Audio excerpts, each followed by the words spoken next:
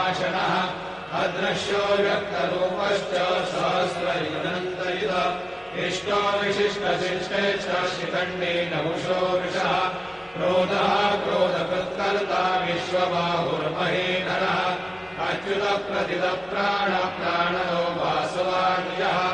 अपान्विधिरधिष्ठानमप्रमत्तप्रतिष्ठितः स्कन्दस्कन्दधरो धूर्यो वरदो वायुवाहनः वासुदेवो बृहद्भानो रादिदेव पुरन्दरः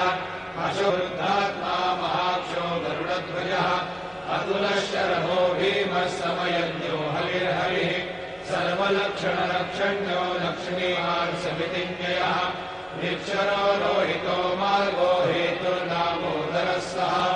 महीधरो महाभागो वेगवानमिताशनः उद्भवक्षोभनो देवः श्रीधर्मः परमेश्वरः करणम् कारणम् कर्ता विकर्ता गहनो गुहा व्यवसायो व्यवस्थानः संस्थानः स्वाभाव्यो हितामित्रप्रमोदनः आनन्दो नन्दनो नन्दः सत्यधर्मा त्रिविक्रमः वृषभाक्षो वृषप्रियः अनिवर्ते निवृत्तात्मा संक्षेप्ता क्षेमकृच्छिवः श्रीमताम् कीर्तिर्षिन्न संशयः उदीर्णः सर्वतश्चक्षुरणीशः शोभितविक्रमः लोकस्वामी त्रिलोकध्रुव सुमेधा मेधयो धन्यः सत्यमेधाधराधरः सर्वशस्त्रभृताम्बरः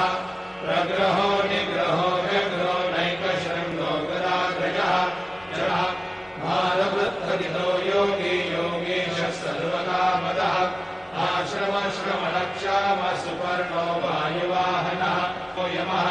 सत्त्ववान् स कव्यपृथ्वी विण्ण सदा मर्षे लोकाधिष्ठा